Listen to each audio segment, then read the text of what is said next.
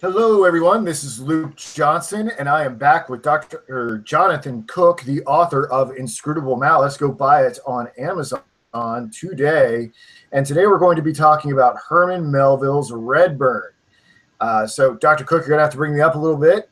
I finished this book about a couple weeks ago, but I do have some impressions that I can share about it. Is that I think what was really lovely about this book, if I'm just thinking off the head, is that you can really begin to see Melville mature as a writer here and where he's going to be going with Moby Dick and so many of the other books that we've discussed. And I enjoyed that personally as an intellectual, as kind of watching another titan or great of thought mature in public in that way, and just how it's so important to release material so that you can grow as a scholar and as a writer and as an author.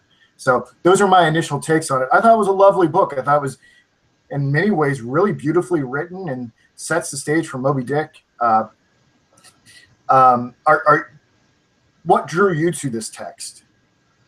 Well, I really like Redburn because, yes, as you say, it's beautifully written.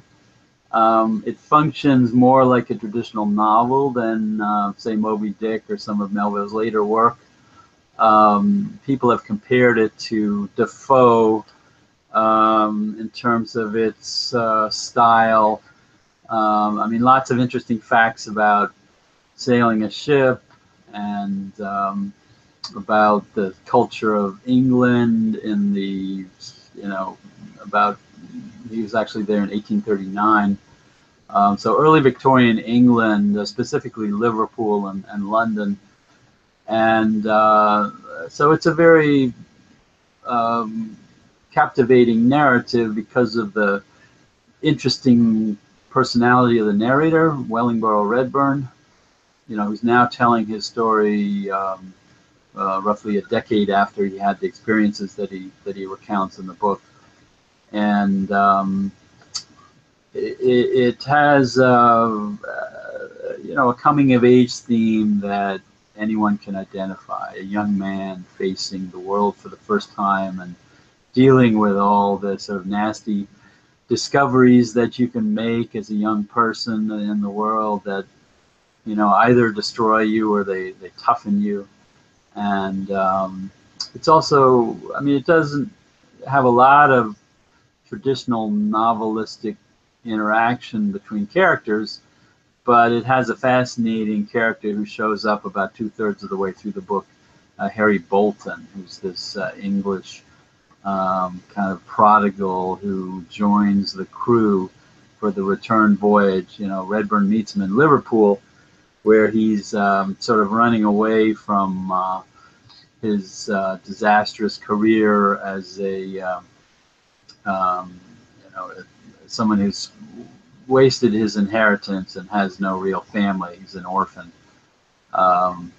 So it's got that fascinating character in the book, and it's a very accessible story. So yeah. A lot of people who read Moby Dick think, "Oh God, I can't read Melville because he's just so challenging." It's not that his stories are that complex. I mean, he's not like Henry James, but he's using some very colorful diction and presenting some challenging philosophical ideas. But then you read Redburn and you realize that you can still get a really interesting philosophical novel, but have it accessible to a lot more readers than those who get challenged by Moby Dick. So. Yeah, that raises an interesting question for me, because a lot of people are aware of how familiar I am with Kierkegaard's corpus, and they're always like, where do I jump in? Yeah. And I kind of hem and haw because it kind of depends on the reader that I'm talking to. If it's someone more philosophically minded, I may say the philosophical fragments, or if it's someone that may be more familiar with biblical texts, I'll say. Question: how do you get on the merry-go-round of Melville? Would you recommend Redburn as that entry point, or yeah? I guess you could call it less experience. Maybe. I don't know. Call it a gateway novel. That's It's such a trendy word these days. So yeah, it's a good Yeah. way to start. Although if you really want to read Melville, you might as well just start from the beginning with Type P and just work your way up. But yeah, it's a good book to start with, to realize that Melville was a brilliant realist before he became a very complex sort of symbolic realist with Moby Dick. So, Well, I have to say I really enjoyed this one. I think I quoted it on my Facebook wall many yeah, times. I yeah, thought there were many passages that I could identify with, or that just really resonated with me at this point in my life. So yeah, maybe you could tell us a little bit about how this novel came to be. What were the circumstances that led to its composition? yeah. So it was written in May and June of 1849, maybe a little bit into July too. Supposedly it took about 10 weeks. And Melville was living in New York City. He wrote it probably in his study in his house in New York on, 4th Avenue around 12th Street. Um, and he just published a gargantuan book called Mardi, which is kind of a warm-up act for Moby Dick. Very complex, fascinating journey through the South Seas that turns into a sort of ongoing philosophical dialogue between a bunch of Polynesian characters looking around the South Seas for the lost sweetheart of one of the characters, Taji, the narrator, actually, who's a stand-in for Melville himself. Who spent years in Polynesia when he was younger.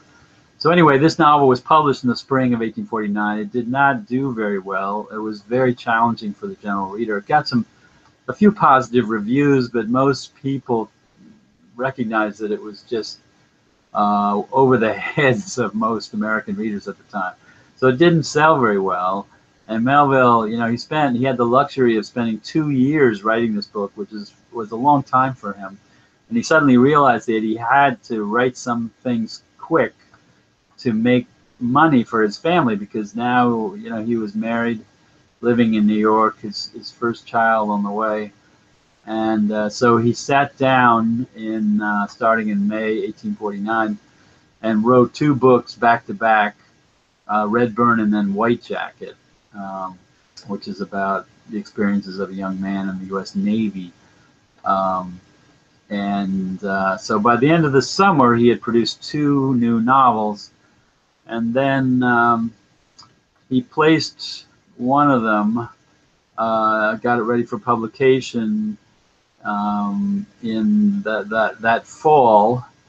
Harper Brothers was his American publisher, but then he went to England in October 1849 to try to get a good deal on White Jacket with a British publisher, because he wanted to, get a good price for that book, because he really needed money for his family. So he was in New York City, just sweating it out, writing this book. And whenever he needed factual information, he could go to a library that he belonged to look up information, or talk to other people. But he pretty much wrote this book continuously in a little over 2 months, which is pretty phenomenal for a writer to produce a 300 or 400 page book. It sounds like he was just tapped in, that like he was just downloading torrents of just inspiration. Do you, I guess maybe there's a 2-part question here. Do you know, I don't know if we've ever covered this in any of our discussions about Melville, but if you know any, you're playing around with the idea of maybe writing a book one day. Maybe I've never written a book of fiction. I don't even know how to do it. I'm kind of curious. Did he have a process for how he did this? I mean, did he just like channel some otherworldly inspiration? Well, I mean, usually just autobiographical. I mean, is he just kind of telling us what's going on in his life? Is he just really? Is this kind of like a diary? What's going on here? Yeah. Well, Melville is well known for using parts of his life in his fiction, but he's never writing straight autobiography, and so he's writing this book because partly his own brother was actually shipping out for the first time at an age of that Redburn is supposed to be about 15, 16, because Melville himself was 19 and then turned 20 during the time covered by the book. But he himself went to Liverpool on a ship called the St. Lawrence in June 1839. So he was writing about exactly 10 years after he himself signed on as a common seaman for a merchant marine vessel going to Liverpool from New York with American, cotton in the hold. That was the main export going from New York to Liverpool at this point. And although that actually isn't mentioned at all, it's kind of surprising. Although I think it's briefly mentioned in Liverpool, but he probably had some of the experiences that the young Redburn had on the ship. I mean, the red character Redburn is obviously a tyro, and he doesn't know anything, and he's constantly taunted by the other sailors and that kind of thing. And that may have happened a little bit to Melville, but certainly, and some of the characters that he describes on the Highlander, which is the fictional boat, he might have known those characters. We don't know for sure. I mean, there's actually a whole book written about Melville's early life in Redburn by a guy named William Gilman. It came out in the 50s, and it's still interesting to read. But we still don't know much about exactly who was on the ship that he went out to Liverpool on. But we can assume that some of the experiences might have been those of Melville. But Melville is creating a fictional prototype who's a lot more naive and immature than he himself was when he went, out at the age of 19. That raises an interesting question. That raises an interesting question that I just wanted to ask you, since we've done so many of these discussions on Melville. Do you have a favorite biographer? Well, could you recommend any? Because that's the thing, is because he weaves himself into these novels. It would be interesting for those of us who are just getting acquainted with Melville to be able to see when the fictional character is there and when the real autobiography is occurring. Yeah. I know it's a little off script, but I just wonder if you were a big fan of someone off the top of your head. Yeah, well, the ultimate biographer of Melville is Herschel Parker, because he has written a 2-volume life that is stupendous in its exploration of Melville's life in full. Each volume is 600 or 700 or 800 pages, so you're getting a lot of information there, and it's beautifully written, so it's not hard to read as long as you have the time. What it doesn't cover as much is some of the, it's not a critical biography. It's more just getting all the pieces of Melville's life together, because it's taken decades to assemble the information, because Melville was not saving information knowing that he would be a famous writer.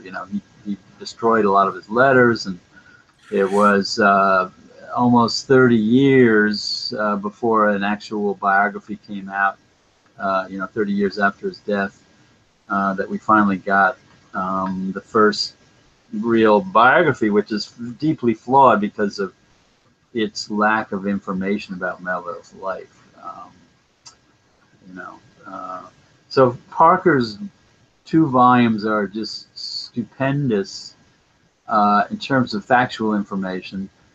I can't really recommend anything else recently. I mean, some of the more recent critical biographies are flawed because they're marred by academic, PC crap and tendentious about one thing or another, or just kind of uninformed about, some new criticism and scholarship. It'll be a long time before anyone tries a new biography to rival Parker, although a guy named John Bryant is going to be publishing one fairly soon, and I think he's going to have some different approaches to cover material that Parker left out, maybe some contextual matters, because, Parker spent his lifetime digging up all the information he could about Melville, going through innumerable archives and reading innumerable old newspapers. He's just an incredible researcher. He's still working. Hasn't really published that much in the last couple of years, but he did publish a book called Melville Biography, I think in 2014, which is a fascinating compilation of some of his descriptions of his work as a scholar, working on Melville, and the benefits of archival research, which really so few people are doing these days because it's not fashionable. That's some great information.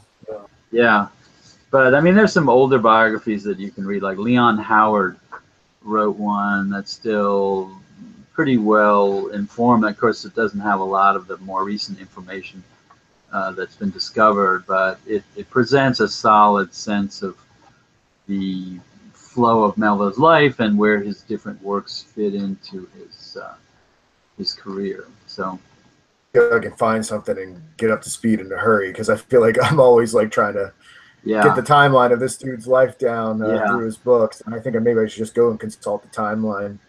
Yeah, well, it's interesting. I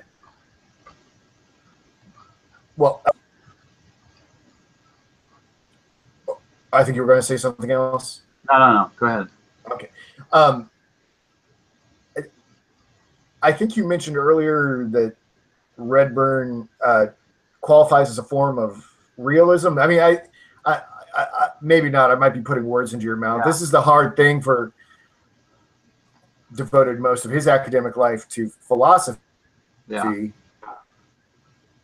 People can throw around philosophical categories and subcategories, and I can kind of automatically think about. But those terms, there's a whole other lexicon when we talk about literature, and I said hierarchies or whatever. So what genre are we talking about? Yeah, well, okay, so Melville, he's writing in the tradition of realism, although, technically he's a writer who's caught up in the Romantic movement, American Romanticism, but he is narrating, it's a story that's supposed to identify with day-to-day life in its time. But the genres that you could associate with this book are two. One is the picaresque, and the other is the bildungsroman. It's interesting. One of them is people have better names for the categories of things that they say. We don't have the titles. Everything's like just academic jargon. Well, it's interesting because picaresque comes from a Spanish tradition of novels about the pícaro, who's could be translated as the rogue, and it's about a lower class character surviving on the edges of society, and it's kind of episodic in form, so you don't have any long lines of narrative continuity. Each new chapter sometimes introduces a whole new situation, or a few chapters. So and it often involves humor or satire about the structure of society, and certainly you get that in Redburn. In fact, I think Redburn is directly building on what is called the nautical picaresque, which was kind of developed by Tobias Smollett in the 18th century. Melville read Smollett. We have records of that. But the other genre is the Bildungsroman, which is a German word which means kind of like formation. Age. Yeah, and it's about the first Bildungsroman officially is Wilhelm Meister of Goethe, and which was a fairly influential book published in the late 18th century. And Melville read that. It was translated by Thomas Carlyle into English, I think, in the 1820s. And so this tradition was the formation of a young man and his progress from his small community, his town, his village, or whatever, into the great world, and his mastery of a profession is something that often ended the book, and his navigation through the moral shoals of city life often forms a part of this tradition, as well as a possible romantic liaison. And so it's a novel of maturity that you find in German literature, especially in the late 18th, early 19th century, and then in English literature. I mean, you could classify a lot of Dickens and other later writers as writing in this tradition, loosely conceived, So really, Melville manages to blend these two genres very, very interestingly in Redburn, and he knew examples of both traditions. So that's something that I've contemplated writing about, because there hasn't really been enough discussion of the literary context of this book. So how would your proper label go? What would I call it? Yeah. Well, a picaresque Bildungsroman. There we go. I like it. It's got a nice ring. Yeah. So I was wondering if you would mind discussing Wellingborough Redburn's experience of Liverpool in relation to his father's guidebook. Yeah, well, this section of the book gets a fair amount of commentary because one of the first things that the young Wellingborough Redburn does when he gets off his ship, when they've docked in Liverpool, he has 6 weeks of time in the port, and he really doesn't have to do much besides do a few odd jobs on the ship in the afternoon, and take his meals at a local inn. But one of the first things he does is take a guidebook that belonged to his father and try to use it to explore the city of Liverpool. And he makes this astonishing discovery that this guidebook, which dates from the beginning of the 19th century, is now out of date as of his visit to the city of Liverpool in roughly 1839, mainly because he's looking for these buildings that aren't there, or he's looking for a particular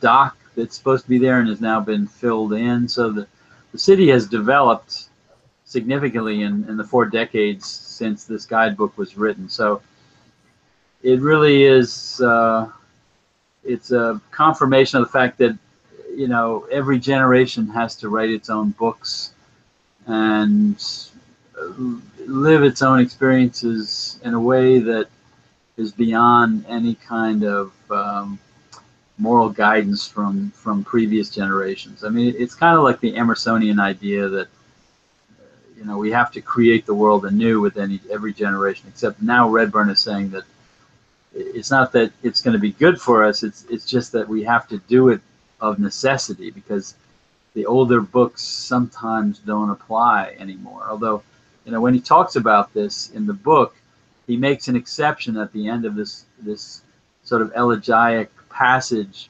He makes an exception for the Bible. He says there's one holy book that is going to guide you through anything. So, this is a character who is still traditionally devout in a way that Melville, probably was when he was a teenager, but now writing as a full-fledged author in 1849, he's using Christianity sort of as a prop for his for his character, because he definitely begun to sort of skeptical journey that he continued into the 1850s, when he's writing Moby Dick and Pierre. You raised something that's of great intrigue to me, and I wonder if you could just say a line or two about it. I know I'm asking you some rabbit trail questions, but this idea of every generation having to write the books anew. Yeah. And you said this is an Emersonian idea, but this is kind of a philosophy of literature, a philosophy of history question. I guess in general, if you could encapsulate kind of shortly why we constantly need these new books. I guess when we're growing up in our formal education, it's that the history just keeps repeating itself. It's not making progressions necessarily. That there's nothing new under the sun. But the thing here is that the landscape keeps changing. Therefore, books, in order to kind of make sense of the reality that we find ourselves birthed into, is that the Emersonian idea? I wanted a little clarification on that, because I find that very philosophically interesting from like a Hegelian perspective and etc. Well, I mean, I refer to Emerson because the American Scholar, he says that we have to cut our ties with Europe and declare ourselves more intellectually independent and create something new for ourselves, because we can't be beholden to the past, to our revolutionary forefathers, or to all of the towering figures of Europe, because we'll end up as dwarves if we do that. But I think in this case, I think Melville is reflecting the idea that the forces of modernity are such that progress is happening faster and faster, so that we can no longer just look back for easy moral reference. So, I mean, this is a phenomenon that's been happening throughout human history, but especially since the Renaissance, obviously, because in the Middle Ages, if you wanted to understand life, you read the authorities. You read Aristotle, you read the Bible, you read whatever the great theologians were writing. But as the pace of life picked up, and with the Enlightenment and the liberation from authority, of course, the world is going to be, recognizably changing faster and faster. So, I mean, that's the threat now, is things happen so fast and knowledge increases so fast that everyone is just struggling to keep up. And that's why academic disciplines, get more and more fractured, because there's too much material to get the big picture. So it's an interesting point in world history, 1839, because it's just after they have invented these rotary presses, and the explosion of print is happening in a way that is much more significant than any time since the invention of movable type in Gutenberg. Because 1820s, 1830s, they're you can really start cranking out a lot of books and newspapers at this point in a way that you could not before that. And then, of course, you have the telegraph in the 1840s, new means of transportation, steamships and trains. So life is really, industrialism is really taking off at this point. And I think that's, has to be considered as the background for what Redburn is saying in this particular book, especially in England, because it's the leading country in terms of industrial development. It's such a fascinating idea to consider, and I know we discussion of Redburn, but with such telescoping of history, it's like you almost start to wonder if it's relevant anymore, because by the time you've written something, and so in order to are we starting to record it in something more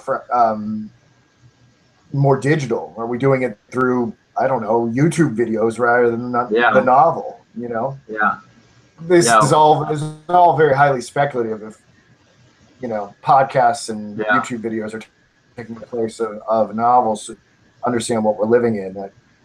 But that's a rabbit trail that we'll save for another day. I think you is Redburn's response to sights that he encountered in Liverpool. You know, the poverty, the vice, and the crime. Yeah, well, that's something that interests me in particular, because it just shows you. I mean, Liverpool was notorious for some of its um, slum areas, because it was the biggest port of England. You know, all the shipping that went to America, you know, went through Liverpool. And it was a huge depot for British trade around the world. So you had lots of dock space and warehouses and transient populations, you know, so incredible amounts of prostitution, poverty, um, you know, begging, and you have that horrible scene of the woman in that Lancelot's Hay, you know, this small street that Redburn walks down. He sees this woman in a sort of cellar area of a warehouse with two children next to her. You know, she's got her head drooped down, and she's obviously starving to death. And you know, Redburn is shocked that no one is really interested in helping this poor woman. You know, and it turns out when he tries to talk to a local woman about aiding this person, she knows that who this person is, and the hint is that, you know, she had these children out of wedlock, and so she's kind of a pariah in the community. And you know, Redburn goes to the police and tries to get them to come and help the woman, and no one does anything. He himself brings water to her and some bread, but this family is so far gone that, you know, the woman is dead a couple of days later, and he's you know, gets very upset by the fact that this obvious case of destitution was completely ignored by the rest of the population, which I guess is something that he doesn't think would happen in America. There's more of a, you know, coherent social togetherness. And the other thing is, it's kind of a failed parable of the Good Samaritan, you know, because he tries to be a Good Samaritan and tries to help this woman, but she's already too far gone to receive any assistance. So, you know, he can't be a hero and do what he thinks that he's morally obliged to do. But the other thing is, he sees all of these beggars around the docks and the way they display their worthiness to get, you know, a little bit of a charity. So it's a real kind of gruesome scene of people missing limbs and other people who are faking injuries, and then he encounters a guy who's trying to get him to buy some stolen property, and you know, this is a very common thing. These weird guys who follow you around and try to go up to you in a corner and say, "Hey, you know, look at what I have. Do you want it?" Knowing it's stolen property. So this is a symptom of the disruption of industrialism in England at this time. You know, because it was a very stressful time in the late 1830s, early 1840s. You had a movement called Chartism, which was an attempt to assert some of the rights of the working class and reform Parliament so that, you know, these new constituencies would get more representation, and there'd be more attention to, you know, the idea of a living wage, because, you know, early industrialism in England was just a nightmare in terms of living conditions, and they're working 12 hours a day, and they're barely surviving. So this is the world of Frederick Engels wrote The Condition of the Working Class in England based on things like this, published in the 1840s. So Melville, like other writers like Engels and some of the British writers investigating this are Carlyle, it was a feature of some British fiction. Of course, this is the world that Dickens matured into, because he's writing his first books in the late 1830s. So Melville himself is just drawing the American reader drawing attention to the horrors of industrialism, or at least the horrors of a port city that is very much tied into the economic changes of the last few decades. Yeah, it's going to prove to be very important. Yeah. I was wondering, could you tell us more about the significance of this character, Harry Bolton? Yeah, well, Harry Bolton is a wonderful creation of Melville, who shows up when towards the end of Melville's or Redburn's stay in Liverpool. You know, he meets him there, and he's a peculiar guy because he's really down on his luck, and he belongs to this category of upper class characters called dandies. You know, the dandies were these you know, young men who dress kind of foppishly, and usually they had family money, and they were sort of asserting their artistic and intellectual independence in their behavior. Yeah. The dandy is such an interesting phenomenon to me. I don't think I've really I a little bit more face to face with Baudelaire. He was sort of a proud dandy when I was doing a letter. Do you think there's like an analog to it today? Help the audience kind of understand what a dandy is. Well, the first big some people might describe it as a hipster or something like that. Yeah, it's an odd phenomenon. Because the first big dandy was this guy named Beau Brummel, who, you know, he had money, but he eventually went bankrupt. But he dressed impeccably. I mean, the first characteristic of the dandy is he has perfect taste, and he creates his own kind of standards of dress and behavior, and both of them can be a little eccentric. Well, especially the behavior, because you know, the dandy is someone who is declares himself to be different from everyone, and he definitely occupies a privileged space, and he could have sort of artistic leanings, but there's a whole sort of network of dandies who were, you know, the social dandy is different sort of from the artistic or intellectual dandy like Baudelaire. Because in England they were social dandies, and often they were living, you know, by spending their family money and gambling, and not really contributing to bourgeois society. I mean, they're the opposite of the hardworking husband or family man, because they're independent, they're not married, and they assert their unique identity apart from any kind of traditional authority. I feel like we need an infographic to trace the evolution of the dandy. There seem to be many species of dandy. Well, there's some good books on the figure. There's some good 19th century writing on this subject. Do you have a recommendation off the top of your head? Well, the dandy. It was by a woman academic at Columbia, Ellen Moores, Moeurs. Her book is a good introduction, but there are a couple of other books. But in any event, Harry Bolton is he's an out of luck, run-down dandy he's notable because he has a lot of ridiculous outfits and costumes that he wears around, and he befriends Redburn, and Redburn admires him because he's very handsome, beautiful young man. He looks very feminine, you know, and very polished,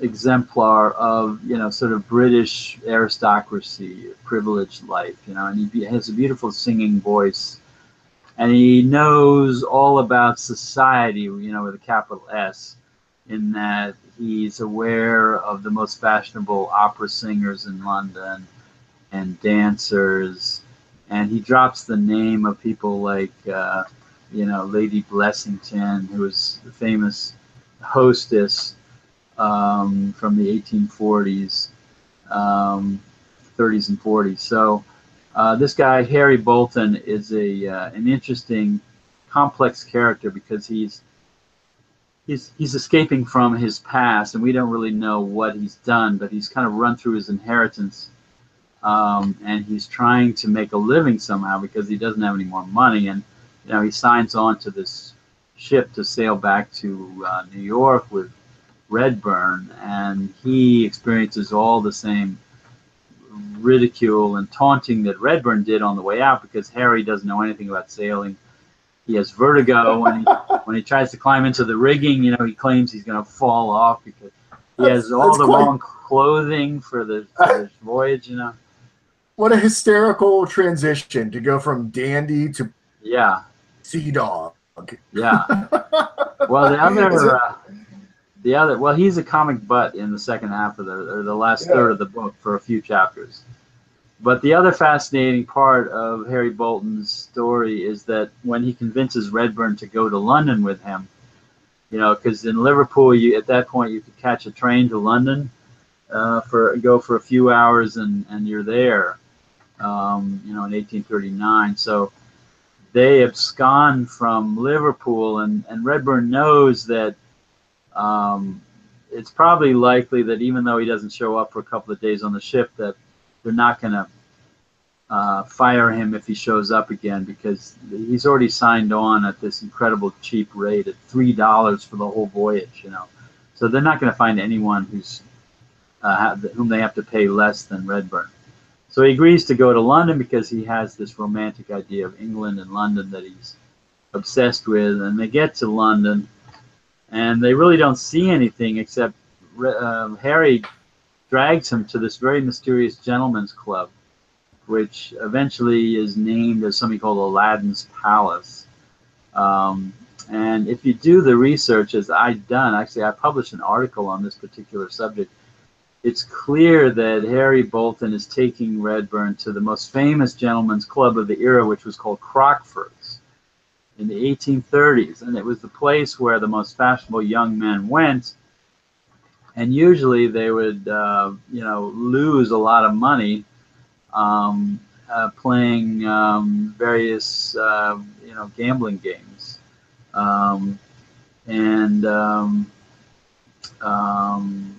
So, hazard, they had these dice games and card games. So what happens is basically Harry is trying to go to this gambling club and somehow make a killing so he doesn't have to actually ship out to go to America. This is his last chance to avoid this fate. And of course he loses all his money. He leaves Redburn in the club in this room with all these kind of lewd pictures on the wall, and all of this sort of mystery about where he is exactly, but very luxurious furniture and carpeting and pictures and things like that. So Harry leaves Redburn in this lounge area, and then shows up, late that night, having lost all his money, and is talking about killing himself, and makes Redburn take his knife away from him so he doesn't use it on himself. So it's an amazing picture of the vice of riches. In Liverpool you get the vice and misery of poor people, but here you have the vice and misery of the wealthy and the aristocrats. So Melville is giving a sort of global image of English society, at the very bottom and the middle and at the very top in this image of Aladdin's club. And the other interesting thing about this club is that, a lot of academics in the last few decades have assumed that it had to be a sort of male brothel, and that Harry, when he went off, was, having some kind of fling with some guy in a back room. But I mean, that's a totally unhistorical idea, and doesn't really match the evidence you find in the book, which is clearly modeled on this one particular famous club of the era, Crockford's. Everyone who went to London knew about it, and it was a notorious place for upper class Englishmen to spend their family fortunes. Eventually there was legislation in the 1840s to limit gambling, and this club, eventually closed. It's on St. James Street, which runs into Piccadilly. So it's near Buckingham Palace. So it's right in the center of the West End, where the most fashionable people would be found. West End girls. Remind me of the song. Two questions, two-parter. Yeah. I want to give you an opportunity to plug the article that you wrote on this. Yeah. Issue. And then second of all, do you think that Melville reveals anything insightful about the vices of excess in this episode? Yeah. Well, first of all, the article was published in the Melville journal called Leviathan, and it's called Redburn's Mysterious Visit to London. Okay. I think it's about 2005 or so. But I do a very thorough research of the writing about gambling and the story of this club of Crockfords. It's a fascinating story. In fact, there's a book about it by a British social historian, and it's totally accurate, because this club was famous for wiping out these family fortunes of some British, upper class young men. And did it target them or something? I mean, it's off topic. Yeah. Yeah. It did, yeah, and definitely this guy Crockford was the name of the proprietor. I mean, he did everything he could to lure people in. I suppose he had, the famous chef there, so he had really good food, and he had really classy people as members, and a lot of them didn't gamble, some of the older people.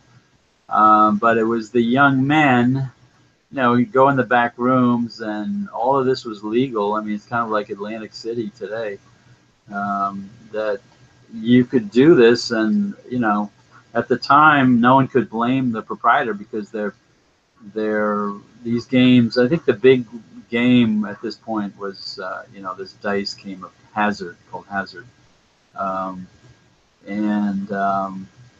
And eventually there was a parliamentary commission to study the matter, and some laws were passed in the 1840s, because, this was a serious social problem in the 1820s and 30s. You read about it in English social history. Gambling, there's always been gambling, and gambling's, sometimes they're called gambling hells, because, it suits the environment that you find in a gambling parlor. But these became much more common after the Napoleonic Wars were over, and there was new money, and young men were not getting killed in the wars in continental Europe. So the 1820s and 1830s, gambling really exploded in England, and became a real problem, as I mentioned, so that they had to actually launch a commission to scale it back. So that's why you don't really read about this as much in the fiction of the 1850s or 60s. But I mean, you hear about it if you read the novels of Benjamin Disraeli of the 1830s and 40s. A lot of the young men, he's always writing about these upper class young men, and a lot of their time is spent in these gambling hells in London. Novels like Coningsby or The Young Duke is one where you actually hear about Crockfords directly from the 1830s. These are kind of fun novels to read. They're a little clunky today, and they have a sort of formulaic structure, but they're still enjoyable to read. Interesting. I've never really thought of gambling associated with the English. Oh yeah. Just a crazy blind spot in my. When I think of gambling, I just. Well, you read about it in Dostoevsky. Yeah. Yeah, I mean, gambling. The thing about Redburn is the scene at Aladdin's Palace. It really reminds you of the novelette or the novella of Dostoevsky called The Gambler, because there's this aura of hysteria and suicide and addiction that you read about in Dostoevsky, because of course he himself was addicted to gambling in a way that Melville never was. So Gambling has always mystified me. I'm so risk averse. I can't even. Yeah, I wouldn't even gamble $1 on anything. I'm kind of the same, you know. Such a strange.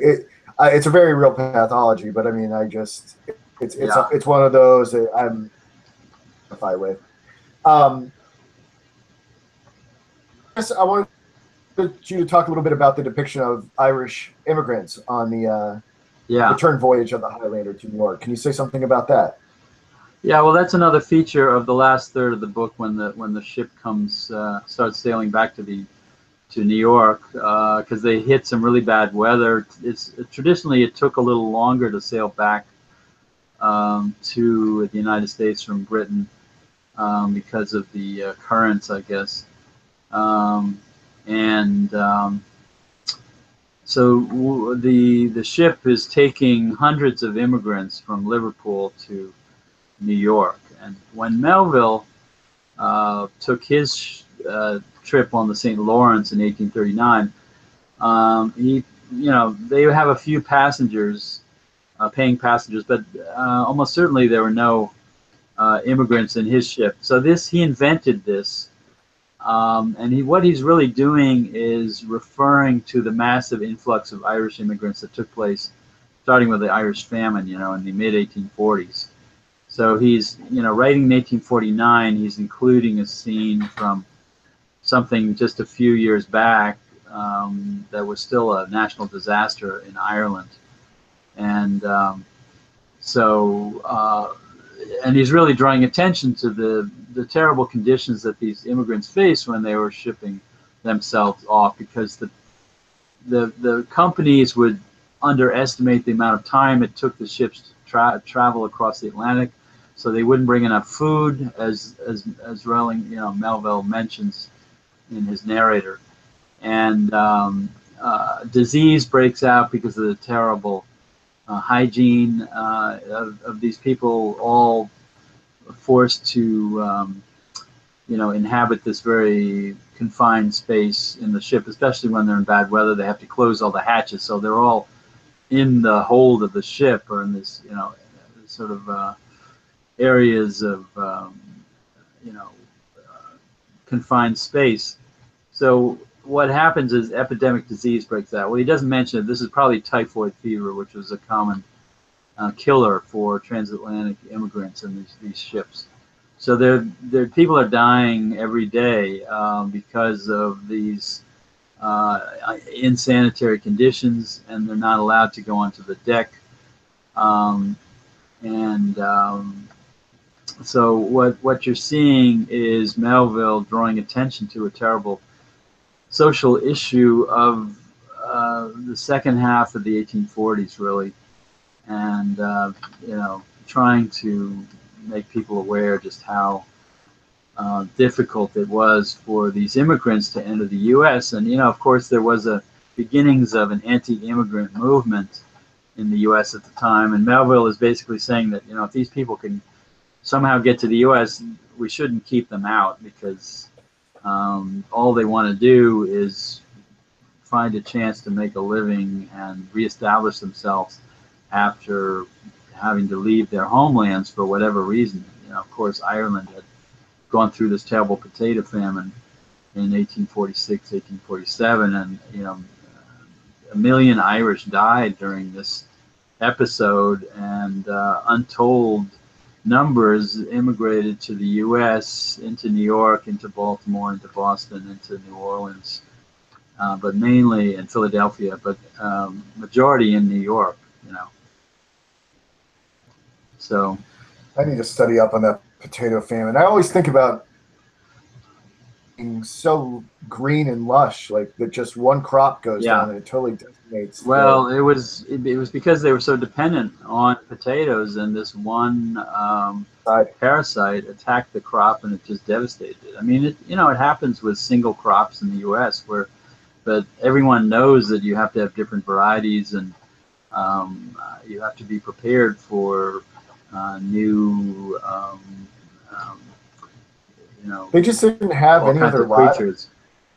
They just didn't have any livestock or any other thing. No, they were so poor. I mean, they're so dirt poor. They're farming these tiny little plots and just raising enough food to feed themselves. And of course, a lot of the problems stem from the fact that a lot of the country was owned by British landlords who were just getting rent from their estates and living the good life in London or somewhere else in England, right? So a lot of the country was owned by British landlords, and that caused a whole, uproar. So yeah. I mean, that raises a whole other question about why the British weren't to the Irish. If they had an empire that covered a time, or right about there. Is that right? Do I have my history right? yeah, I mean, Ireland was the big issue later in the century, of course, was home rule, which didn't mean independence. It just means that they wanted to have a parliament of their own to make their own laws.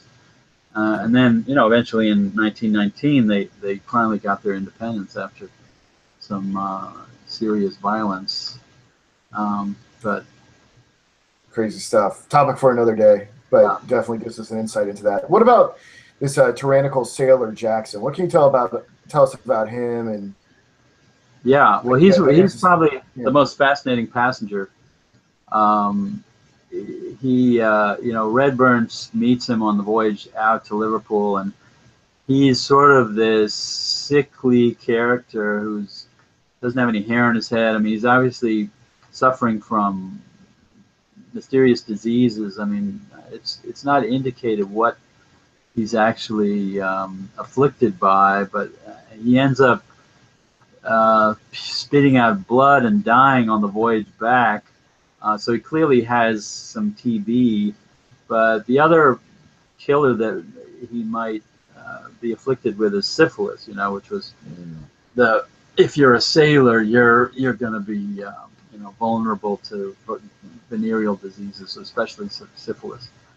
But Redburn is horrified and fascinated by this guy Jackson because he seems to be sort of the prototype of the misanthrope who's looked at all the evils of the world and has become sort of morally corrupted by them. Because that's what Redburn himself is facing on this trip, is how to accommodate the fact that the world is a very disappointing and unkind and difficult place to survive in, and when he sees this guy who just sort of doesn't believe in anything, first of all, he doesn't believe in God, and then he has the most cynical ideas about human nature. Redburn is really terrified that he's going to be, kind of afflicted with this guy's moral corruption. It's almost like he's going to catch a disease from him, So he's very wary about being around the guy, but he has some very interesting comments about him. I mean, he compares him to Milton's Satan as an image of sort of, embodiment of evil. But on the other hand, the characterization doesn't veer into allegory. I mean, he's always a very interesting, fascinating study in corruption, and he tyrannizes over all the other sailors because they're terrified of him, because he's so intimidating, because he's so controlling of the other sailors. And he eventually dies just before they get to New York of one of these illnesses that he has.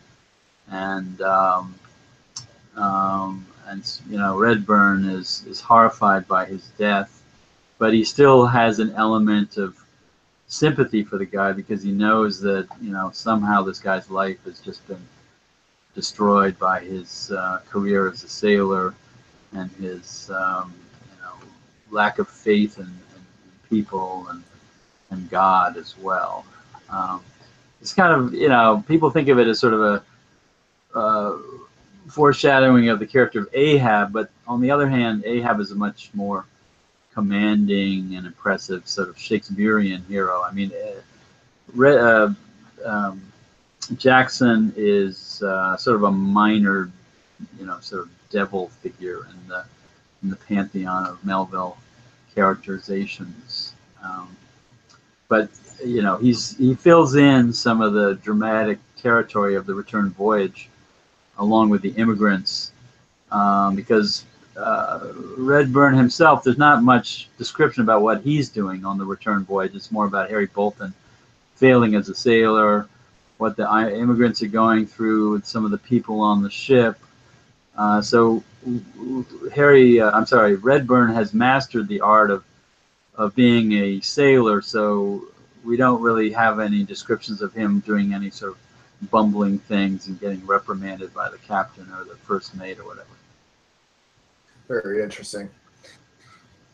So I guess maybe just in conclusion, you can tell us, and we've talked a little bit about this, but maybe in conclusion, you can tell us about how this relates into Melville's larger corpus. Yeah, well, this book, it got good reviews. People liked it. They realized it's very readable.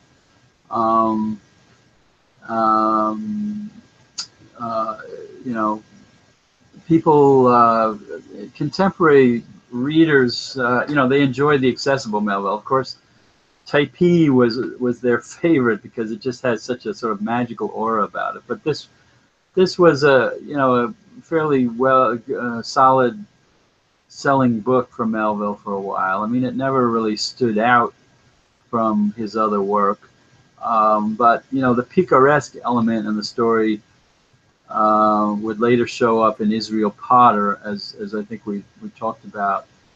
And of course, the character of Jackson, you know, anticipates Ahab to some small degree. You know, Wellingborough Redburn has a few elements of Ishmael as a sort of philosophical observer of the world and a struggling Christian who's sort of, you know, also a skeptic. You know, the book was always considered to be one of Melville's early successful attempts to be a traditional storyteller, and and it really should have more readers today than I think it does. I'm actually about to teach it to one of my classes now, but it deserves a place in the bookshelf of, you know, coming of age stories, American coming of age stories, and tells a lot of, as far as understanding some of the issues of early industrialism, it's really good for that. In the same way that some of Melville's short fiction drew attention to the issue, like The Paradise of Bachelors and The Tartarus of Maids. You know, that two-part story. And the second part shows women working in the mills of paper mills of New England, you know, at these long, boring routines and not getting paid for it. So it anticipates the sort of social Melville that we can find in some of his books. And of course, it has some fascinating comments about the status of Christianity in 19th century England and America, you know, because Redburn is complaining about the woman in Lancelot's Hay in that street in Liverpool. You know, all these people are just ignoring her, and this is such a blatant contradiction of the ethics of the New Testament, you know, of charity and serving others and you know, selfless giving. So he's really highlighting that huge chasm between the doctrines of Christianity that are preached every Sunday and the day-to-day reality of modern life, where people do their best to ignore what they heard on Sunday. Ain't that the truth? Yeah. Well, that was one of the things that I think struck me. I'm a couple weeks away from the text, but I seem to recall this being one of the more, I'm mistaken here, but I seem to recall this being one of the more pro-Christian. Yeah, it is. It seemed like, I mean, that was my impression. The standard is still there. I mean, Melville, even though he himself was inching towards a more skeptical mindset, he allows Redburn to embody the ideals of Christianity that are failing in the world around him. So he still holds that standard up as valid and shows the shortcomings. He's not at the point where he's going to say, you know, we can't reach this benchmark anymore, and we should just ignore it. And who knows whether Christianity is still relevant, and it maybe sets an impossible standard for human behavior. Maybe the New Testament is based on, a mythic structure that was imposed on Jesus Christ as a historical figure. So a lot of these issues would come later in his writing, but now he is embracing the Christian ideal as a legitimate standard for his society. Yeah, all in all, I thought it was a great book, and I truly enjoyed this discussion. Yeah. It was a Sunday afternoon. Yeah. So and I think we should bring it to a close there and give us a little bit of time to talk about what we want to do next, unless there's anything else you'd like to say. No, I just encourage everyone to go out and pick up a copy. As do I.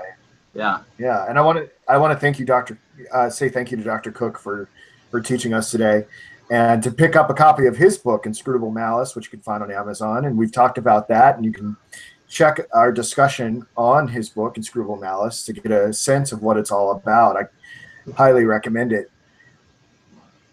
Yeah, and just download the Noetic app, and we'll powwow a little bit and figure out what we're going to do next.